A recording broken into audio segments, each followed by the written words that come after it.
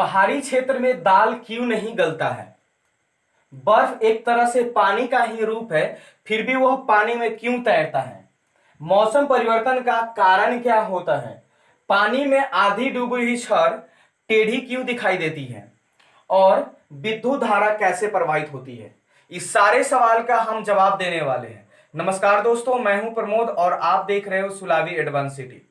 हम आपको आश्वासन देते हैं कि अगर आप इस सवाल के जवाब जान जाएंगे तो जितने भी इससे रिलेटेड अगर कोई भी क्वेश्चंस एग्जाम में पूछे जाएंगे, इसका जवाब बड़ी आसानी से आप दे सकते हो। अगर आप इस पॉइंट पर अगर सवाल नहीं बना सकते हो तो हम इस वीडियो को डिलीट कर देंगे। तो चलिए हम लोग शुरू करते हैं। ज्यादातर बच्चे इस चीज को रट लेते हैं, लेकिन रटने से वो ये भूल जाते हैं कि कहीं एक सवाल से कई सवाल बनाए जा सकते हैं। तो इसलिए हर एक टॉपिक को सबसे ज्यादा समझना जरूरी है। रटने से कुछ नहीं होता है। अगर आप समझेंगे तो एक सवाल के रिलेटेड जितने भी सवाल आएंगे उसको आप आसानी से जवाब दे पाएंगे। चलिए हम लोग शुरू करते हैं। सबसे पहला हमारा क्वेश्चन है कि पहाड़ी क्षेत्र में दाल क्यों नहीं गलता है। तो सबसे पहले हमको जाननी होगी कि दाल गलाने के लिए हमको हाई प्रेशर की जरूरत पड़ती है, लेकिन जब आप पहाड़ी इलाका पर जाते हो सबसे चोटी पर, तो वहां पर हमारा जो दाब होता है कम हो जाता है। एज इट इज जो ग्राउंड पर जितना प्रेशर होता है उतना पहाड़ी क्षेत्र पर नहीं होता है। और दाल को गलने के लिए कम से कम पानी का जो टेम्परेचर होना चाहिए 100 डिग्री सेल्सियस होना चाहिए, लेकिन अगर आप पहाड़ी इलाके में जाएंगे तो पानी जो होगा आप 80 डिग्री सेल्सियस या उससे कम डिग्री सेल्सियस पर क्या हो जाता है, पानी गर्म हो जाता है, खौलने लगता है।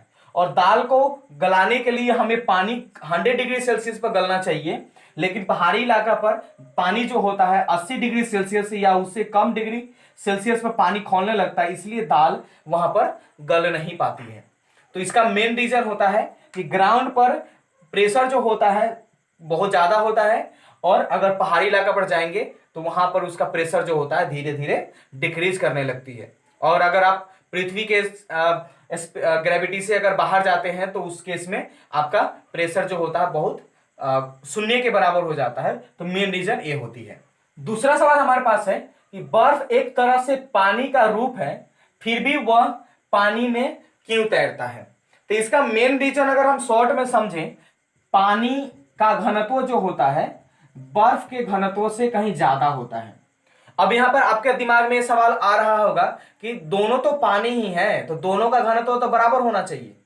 हम मानते हैं कि दोनों का घनत्व बराबर होना चाहिए, लेकिन यहां पर एक और साइंटिफिक रीजन आ जाता है कि पानी का अगर आप मोलिकुल अटैचमेंट अगर आप देखेंगे तो कुछ इस तरह से होता है। सब मोलिकुल जो होते हैं एक दूसरे के साथ चिपके हुए रहते हैं, लेकिन बर्फ में अगर आप इमेजिन करो तो बर्फ का जो मोलिकुल पार्ट होता है कुछ अलग अलग हिस्सों में क्या होता है, बटा हुआ रहता है इस तरह से, और इसके बीच में कुछ गैप आ जाते हैं। और इस गैप के अंदर जो होता है कि एयर हवा जो होता है समा जाता है, और हवा समाने के कारण इसके डेंसिटी और इसके डेंसिटी में क्या हो जाता है, फर्क हो जाता है। समझ में आ रही है। तो इसका मेन कारण जो होता है ये खाली स्पेस होता है। इस चीज को अगर आप समझेंगे तो इससे रिलेटेड बहुत सारे सवाल आपका बन जाएगा। अगला सवाल है कि मौसम परिवर्तन का कारण क्या होता है। अब साइंटिफिक रीजन से अगर हम बात करें, जैसे कि आपको पता है कि पृथ्वी जो है सूर्य के चारों तरफ परिक्रमा करती है। परिक्रमा करने के कारण ही मौसम में परिवर्तन होता है। इस केस में जब हमारे पृथ्वी पर ठंड की मौसम होती है तो उस केस में पृथ्वी हमारा सूर्य से दूर होता है। जब गर्मी का मौसम होता है तो पृथ्वी हमारे सूर्य से नजदीक होती है। लेकिन अगर आपके दिमाग में यह सवाल आ रहा होगा कि यह बसंत ऋतु और बरसात ऋतु क्यों आती है, तो जब ठंड की मौसम गुजरती है उसके और गर्मी के बीच में जो समय मिलता है वहां पर बसंत ऋतु का मौसम होता है। और जैसी गर्मी का सीजन चालू होता है और नदी से तालाब से जितने भी पानी इवेपोरेट होते हैं वो सारे बादल बनते हैं, और बादल बनने के बाद बरसात शुरू होती है। उस सीजन को हम लोग क्या बोलते हैं, बरसात ऋतु बोलते हैं। उसके बाद हमारे पास अगला सवाल है कि पानी में आधी डूबी हुई छड़ टेढ़ी क्यों दिखाई देती है। तो आप दिमाग लगाएं कि हमारा एयर का जो अपवर्तनांक होता है पानी के अपवर्तनांक से कम होता है, अब हमें पता है कि अगर हम यहां पे अगर इमेजिन करें, ए हमारा है विरल माध्यम और ये हमारा है सघन माध्यम। तो हमको पता है कि जब प्रकाश विरल माध्यम से सघन माध्यम में अगर प्रवेश करती है तो उस केस में हमारा जो प्रकाश होता है उसका नॉर्मल से क्या होते हैं, लंब से दूर जाती है। तो लंब से दूर जाती है इसलिए इसमें यह टेढ़ा दिखाई देता है और इसका नाम होता है प्रकाश का परावर्तन। तो मेन रीजन हमारा यह होता है, इसके कारण हमारा छड़ जो होता है टेढ़ा दिखाई देता है। अगला सवाल हमारे पास है कि विद्युत धारा कैसे प्रवाहित होती है। अब इसके बारे में हम समझने के लिए हम आपको एक डायग्राम बनाते हैं। आपको पता होगा कि किसी भी वस्तु का जो निर्माण होता है, किसी भी मेटल का, वह किसी कण से होता है। किसी भी धातु या किसी मेटल की बात करें या किसी भी वस्तु की बात करें, उसका निर्माण जो होता है कण से होता है, छोटे छोटे कण से होता है। अगर उसका एक कण को अगर हम जूम करके देखें तो उसके अंदर हमको एक न्यूक्लियस दिखाई पड़ता है, नाभिक को दिखाई देगा, नाभिक। अब नाभिक के अंदर हमको न्यूट्रॉन और प्रोटॉन होता है और इसके चारों तरफ जो कक्ष होता है उस कक्ष में इलेक्ट्रॉन क्या करता है, मूव करता है। अब यहां पे बात आती है कि इलेक्ट्रॉन के मूवमेंट से हमें विद्युत धारा से क्या रिलेशन। तो असल में इलेक्ट्रॉन के कारण ही इसका रिलेशन है। जब इलेक्ट्रॉन दौड़ती है तो उसी के कारण विद्युत धारा प्रवाहित होता है। अब यहां पे इमेजिन कीजिए कि हमारे पास ये मेटल है, उसके अंदर बहुत सारे एटम होंगे।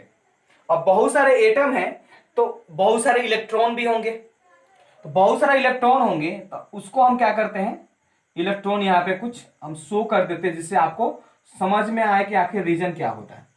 अब यह भी आपको पता होगा कि करंट जो होता है हाई वोल्टेज से लो वोल्टेज की तरफ जाती है, हाई पोटेंशियल से लो पोटेंशियल की तरफ जाती है। तो सपोज हम लोग मान लेते हैं कि यहां पर लो पोटेंशियल है, यहां पर हाई पोटेंशियल है। तो विद्युत धारा का जो प्रवाह होगा वो हाई से लो होगा। जैसे कि अगर आप बात करें पानी ऊंचा से नीचा जाती है, उसी तरह से इसको हम हाई पोटेंशियल बोलेंगे, इसको लो पोटेंशियल बोलेंगे। यानी कि पानी ऊपर से नीचे गिरी और इसमें हाई टू लो बोलते हैं, हाई पोटेंशियल लो पोटेंशियल। पानी का बहाव ऊपर से नीचे होती है, इसी करंट का भी ऊपर से नीचे की तरफ होती है। तो यहां पर आपको पता है कि करंट जो होती है हाई पोटेंशियल लो पोटेंशियल जाती है। तो रियल में अगर हम बात करें तो इलेक्ट्रॉन जो होता है लो पोटेंशियल से हाई पोटेंशियल की तरफ भागती है। अब इस मेटल में इतना इलेक्ट्रॉन होता है कि दोनों के बीच में घर्षण, जब एक इलेक्ट्रॉन दूसरे इलेक्ट्रॉन से जब टकराती है तो बीच में घर्षण पैदा होता है। उस घर्षण के कारण ही, उस घर्षण को ही हम लोग क्या बोलते हैं, करंट बोलते हैं। तो जब electron low potential high potential की तरफ भागती है उस केस में यहां पर घर्षण होती है और घर्षण होने के कारण वह जो घर्षण के कारण जो हीट उत्पन्न होता है, जो एनर्जी उत्पन्न होती है, उसी को हम लोग क्या बोलते हैं, करंट बोलते हैं। तो हमें उम्मीद है कि आपको ये क्वेश्चन समझ में आया होगा।